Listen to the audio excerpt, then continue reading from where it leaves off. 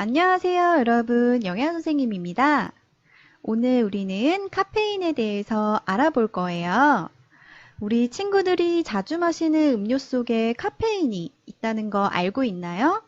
심지어 고카페인 음료를 나도 모르게 마시고 있는 친구들이 많은 것 같아요. 이렇게 나도 모르게 혹은 알고 과잉 섭취하고 있는 카페인이 과연 무엇이 문제인지, 그리고 앞으로 건강한 식생활을 위해 어떻게 해야 할지 함께 생각해 보는 시간을 갖도록 합시다. 붕붕 드링크 혹은 바카리 스웨트라고 들어보셨나요? 청소년 혹은 대학생, 수험생들 사이에 유행하는 음료입니다. 고카페인 음료와 이온 음료 등을 섞어 만든 것을 이른바 붕붕 드링크라고 한다고 하네요. 이 음료를 마시면 붕붕 날아갈 것 같은 각성 효과 때문에 이렇게 부른다고 합니다. 여러분들도 붕붕 드링크 혹은 에너지 드링크 같은 고카페인 음료를 마신 경험이 있나요?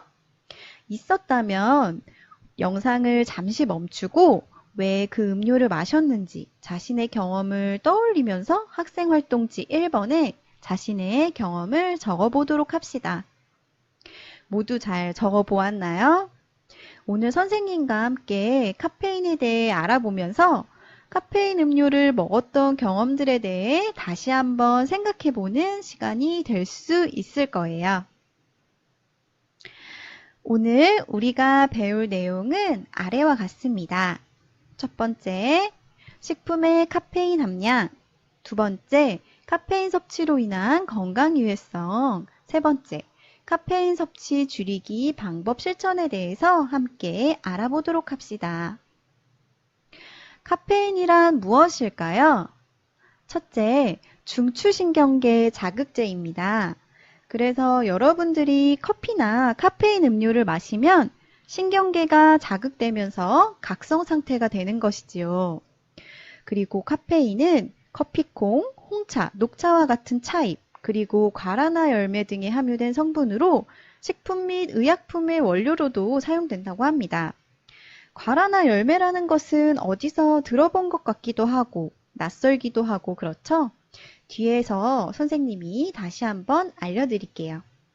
마지막으로 탄산음료, 초콜릿, 에너지 음료, 커피, 그리고 의약품, 진통제, 감기약, 박하땡 같은 피로회복제, 그리고 다이어트 보조식품 등에 함유되어 있습니다. 진통제나 감기약 같은 곳에도 카페인이 들어있다고 하니 의약품을 섭취할 때도 꼭 주의가 필요하겠죠? 우리 아까 학생활동 자료 1번에 카페인을 왜 먹었는지에 대해 적어보았죠. 대부분 시험 기간에 잠을 쫓아서 일시적인 각성 효과를 보려고 라고 적었을 거예요. 선생님도 시험 기간에 잠을 쫓기 위해 에너지 음료나 커피를 마셨던 경험이 있어요. 그런데 카페인을 섭취한 후 시간이 지나곤 어땠나요? 맞아요. 집중력이 점점 떨어지고 더 많은 피곤함이 몰려옵니다. 우리 카페인 관련 뉴스 영상 하나 보고 수업 진행하도록 하겠습니다. 친절한 경제입니다. 한 달 전에 미국의 한 고등학교에서 죄송합니다. 16살 남자 학생이 수업 중에 쓰러졌습니다. 그리고 병원으로 옮겼는데도 숨졌습니다. 평소에 아무 문제 없는 건강한 학생이었기 때문에 결국 부검까지 해야 되는데 어제 의미심장한 결과가 나왔습니다. 카페인 음료를 너무 많이 마셔서 숨진 걸로 나왔습니다. 사고 나기 2시간 전부터 에너지 음료라고 부르는 고카페인 음료수에다가 커피, 카페라떼를 먹었고 탄산음료 중에 카페인 많기로 유명한 마운틴듀를 또 큰 병으로 먹었습니다.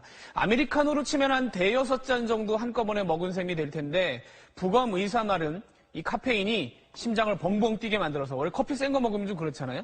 사람을 각성을 시키는데 너무 심해서 심장이 이상이 왔다. 그래서 카페인 때문에 죽었다라고 발표를 했습니다. 이 학생 부모도 기자회견에 나와서 부모들은 아이들이 이 카페인 음료 못 마시게 막아야 된다 이렇게 호소를 하기도 했습니다. 그런데 카페인 때문에 죽을 수 있다 이거 실감 잘 안 나실 겁니다. 근데 우리 청소년들도 이런 카페인 음료를 지금 엄청나게 마시고 있습니다. 저도 한번 마셔봤더니 피곤했다가도 눈이 금방 말똥말똥해지긴 합니다. 그래서 시험 공부 같은 거 이렇게 급할 때 이 카페인 음료에 손을 대는 경우가 생기는 거죠. 또 심지어 부모님들도 애들이 공부하는 데 필요하다니까 직접 가서 사다 주는 경우도 생깁니다. 그런데 학생들은 이 카페인에 성인보다 훨씬 민감합니다. 성인은 하루에 400mg까지 카페인을 먹어도 되지만 아직 몸이 다 만들어지기 전인 고등학생은 그 절반 이하인 130에서 160, 중학생은 120 정도까지만 먹어야 되고요. 미국은 청소년한테 아예 100 이하로 먹이라고 우리보다 더 기준이 엄격합니다. 근데 이게 어느 정도 양인지 사실 잘 감이 안 오시죠. 에너지 드링크라고 불리는 음료수들이 보통 한 캔에 60에서 100, 캔 커피가 70 정도 들어있습니다. 그러니까 에너지 드링크 하나에 캔 커피 하나씩이면 청소년은 하루 공고량 그냥 넘어가 버립니다. 근데 그 다음부터가 문제인데 편의점에서 파는 알루미늄 병에 든 커피들이 있습니다. 이거는 160까지도 나오고 한 편의점 회사가 만들어서 지금 불순하게 팔리고 있는 만화 캐릭터가 그려진 커피 우유가 있는데 이건 500ml 한 팩에 무려 237mg이 들어있습니다. 이거 그냥 우유다 하고 들이켰다가는 에너지 드링크 4캔을 한꺼번에 먹는 거랑 비슷합니다. 거기다가 값도 쌉니다. 지금 제가 하나 구해왔는데 이렇게 저렇게 하면 750원에 이걸 하나 살 수 있습니다. 편의점 음료수 중에 더 싼 게 없고 제일 싼 축이니까 아예 대놓고 학생들을 노린 제품인 거죠. 그런데 저희가 이런 현상에 대해서 여러 번 보도도 해드렸습니다. 걱정이 된다. 근데 편의점 회사라고 모를까? 우유 앞에 작게 뭐라고 써있냐면 어린이는 섭취에 주의해달라고 돼 있고 옆에 보면 가족과 나눠 마셔라 이렇게 돼 있습니다. 이게 한 번에 마시면 안 된다는 거죠. 근데 소비자들 사는 아이들은 전혀 이런 내용 모릅니다. 한번 얘기 들어보세요. 내가 속상해가지고 이게 50ml 먹었는데 왜 머리가 아프는데 잠이 안 오는 효과가 있어요. 또 한 가지 카페인은 중독도 됩니다. 작년에 한 대학병원이 연구를 했더니 카페인 음료 자주 마시는 아이들은 자살 충동도 심하다는 결과가 나와 있습니다. 잘 보셨나요? 한 학생이 에너지 음료, 커피, 마운틴듀라는 탄산음료를 마시고 수업 중 쓰러져 사망했다는 내용이었습니다. 성인보다 청소년이 카페인 섭취로 인한 위험성도 높고 중독성도 있다는 내용이었습니다. 그동안 여러분이 대수롭지 않게 카페인 음료들을 마셨다면 이제는 그 위험성을 알고 줄이려고 노력을 해야겠다는 생각이 조금 드시나요? 고카페인이라고 부르는 식품의 기준은 과연 무엇일까요? 바로 카페인 함량이 ml당 0.15mg 이상 함유된 식품을 고카페인 식품이라고 합니다. 여기서 식품에 카페인이 얼마나 들어있는지 어떻게 알지? 라는 의문이 들 수 있어요. 그런데 우리나라는 식품위생법 제10조와 식품 등의 표시 기준에 따라서 고카페인 함유 식품에는 고카페인 함유 문구와 섭취 주의 문구 및 총 카페인 함량을 미리그램으로 표시하게 되어 있습니다. 여러분들이 자주 마시는 에너지 음료 앞부분을 보시면 고카페인 함유 가로하고 60mg이라고 표시되어 있죠. 그리고 앞에서 보았던 과라나 열매가 여기 적혀 있죠. 에너지 음료의 대부분은 과라나 열매에서 카페인을 추출하여 만듭니다. 그리고 뒷부분에 어린이, 임산부 및 카페인에 민감하신 분은 음용에 주의하세요 라는 경고 문구도 있습니다. 다른 커피 우유에도 고카페인 표시 함량과 주의 문구가 적혀 있네요. 그리고 또 여러분들이 즐겨 먹는 에너지 음료, 커피에도 이렇게 모두 카페인 함량과 주의 문구가 적혀 있습니다. 그리고 여러분들이 즐겨 먹는 콜라에도 카페인이 들어있다는 사실을 알고 있나요? 뒤에 원재료명에 보시면 카페인이 이렇게 적혀 있습니다. 콜라 250ml 한 캔에는 카페인이 약 23mg 함유되어 있습니다. 자, 우리 이제 영상을 멈추고 학생활동지 2번을 작성해 보도록 합시다.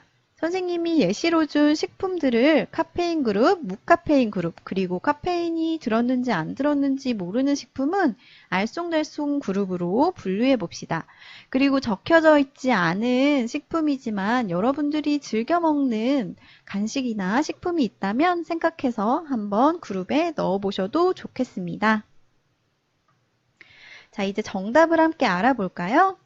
모두 맞게 분류하였는지 확인해 보고 활동지에 나머지 부분에 대한 답도 적어보세요. 이렇게 생각보다 더 많은 식품에 카페인이 포함되어 있다는 걸 알아보는 시간이었습니다.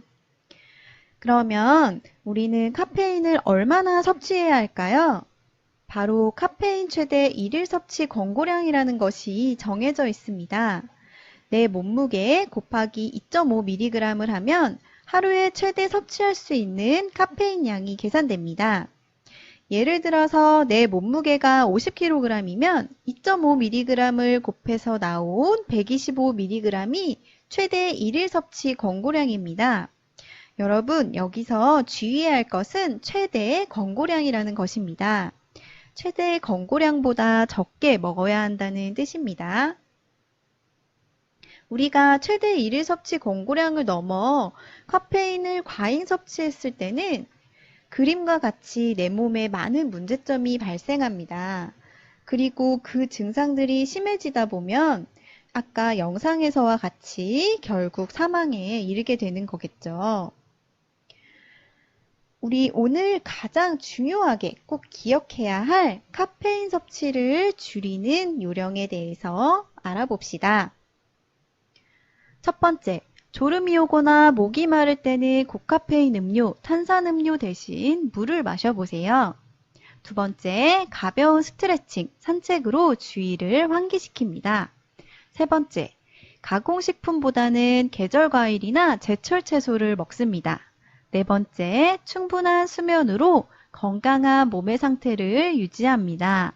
다섯 번째, 부득이하게 고카페인 음료를 마셔야 할 때는 제품에 표시된 카페인 함량과 주의사항을 꼭 확인하고 최대 일일 섭취 권고량 이하로 마시도록 노력합시다. 마지막으로 오늘 수업을 정리하면서 OX 퀴즈를 풀어봅시다. 1번, 에너지 음료는 우리 몸에 필요한 에너지를 공급하므로 섭취를 제한할 필요가 없다. X입니다. 에너지 음료에는 고카페인이 들어있어 제한해야 합니다. 2번, 우리가 자주 섭취하는 식품인 콜라, 초콜릿에는 카페인이 함유되어 있다. O입니다. 콜라에는 약 23mg, 초콜릿에는 15에서 35mg 정도의 카페인이 들어있습니다. 3번, 고카페인 함유 식품이란 카페인 함량이 ml당 0.15mg 이상 함유된 액체 식품을 말한다. O입니다. 보통의 음료캔 250ml의 카페인 함량이 약 38mg 이상 정도이면 고카페인 음료로 표시됩니다. 4번, 카페인은 집중력 향상 및 피로회복에 도움을 주므로 시험 기간에 많이 마셔도 된다? X죠. 잠시 각성 효과는 있지만 시간이 지나면 더욱 피곤하고 집중력이 떨어지게 됩니다. 5번, 졸음이 오거나 목이 마를 때는 물 대신 에너지 음료를 마신다? X입니다. 에너지 음료 대신 물이나 가벼운 스트레칭을 해주는 게 좋습니다. 오늘 선생님과 함께 알아본 카페인 수업 어땠나요? 재미있으셨나요? 우리 친구들의 카페인 섭취에 대해 다시 한번 생각해보는 시간이 되었으면 좋겠습니다. 이제 수업 영상이 끝난 후에 학생활동지 3번에 우리 친구들이 실생활에서 카페인 섭취를 줄일 수 있는 방법으로 다짐 한 가지씩을 적어보세요.